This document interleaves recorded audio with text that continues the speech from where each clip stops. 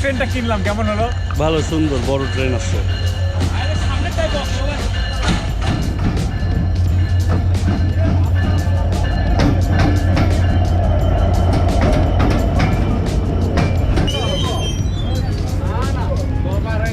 আমাদের journey start.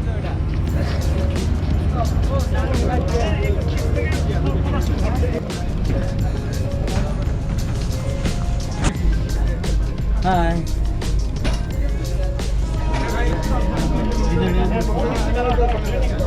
হুজুর ঠিক আছে হুজুর।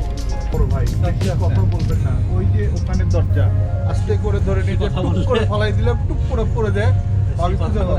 এডি সবচেয়ে বড় ভাই চুপ করে আছে, সেখানে করছে না। বলেন না এখানে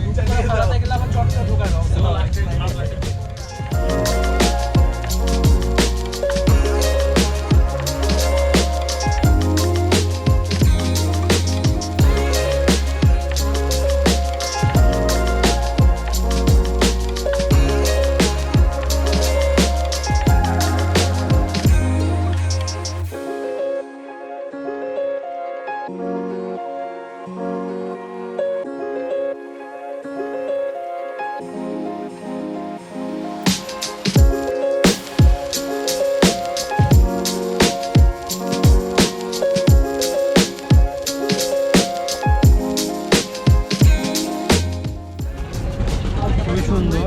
আশা করি আমাদের সুন্দর একটা ট্রিপ হবে, আপনারা সবাই দোয়া করবেন। ভাইয়া যেটা বলছে সেটাই, আমিও ওটাই।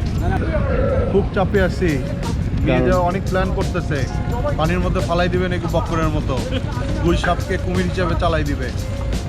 এই তো আবু ভাইয়ের কোনো প্ল্যান আছে? কোনো প্ল্যান নেই ভাই, প্ল্যান একটাই, মাছ ধরতে হবে।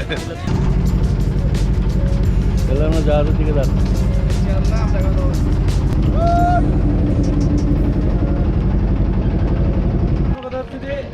কোন রুমে কে থাকবে সেটা এখন রাকিব বলে দিবে। ছোট জাহাজ যেটা নেওয়া হয়েছে ওইখানে থাকবে হচ্ছে আমি, কাদের ভাই, ভাই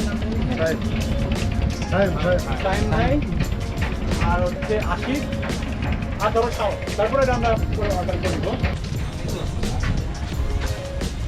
সর্বপ্রথম কাজ হচ্ছে ব্রাশ করা। হুম, এই গ্রামের দোষ হবে।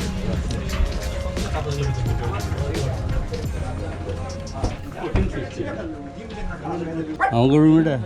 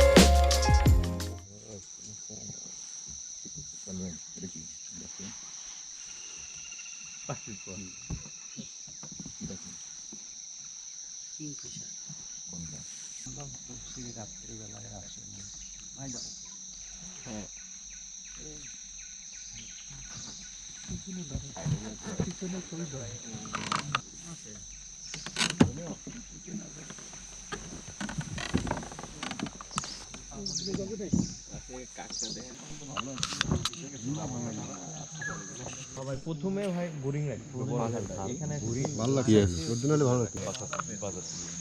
বিশেষ করে পাখি আসে বেশি, মানে পাখির আটকা পড়ছি, রাস্তা শেষ, ডালের মধ্যে আটকা পড়ে গেছে।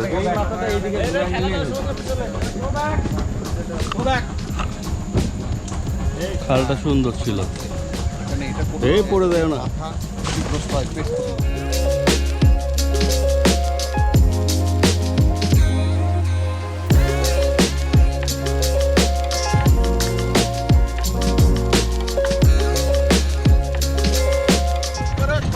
বন বিভাগ বলতেছে যে আমরা পারমিশনের বাইরে ঢুকে ফেলছি আমাদের জাহাজের কাছাকাছি এসে।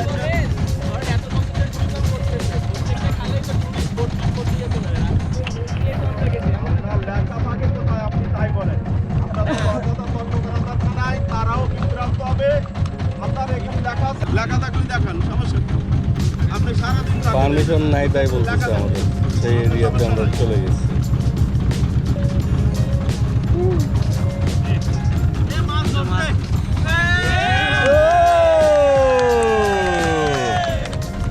অবশেষে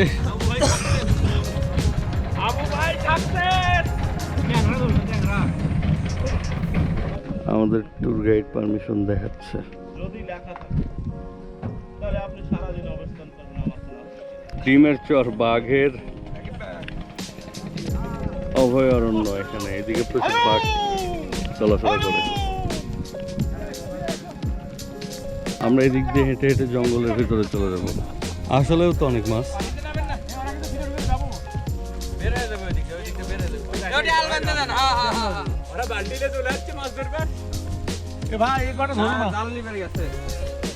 অসংখ্য মাছ তো। জাল কই জাল কই?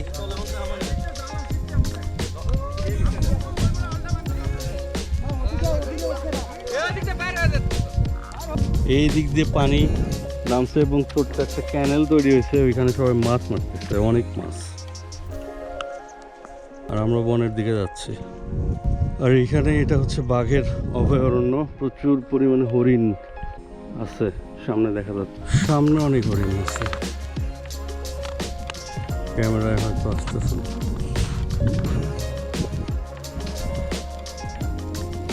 বাঘের পার্ট সাপ পাওয়া গেছে। অসংখ্য হরিণ থাকে এখানে, হরিণের পটিও দেখা যাচ্ছে। বাঘের পায়ের ছাপ দিক দিয়ে গেছে।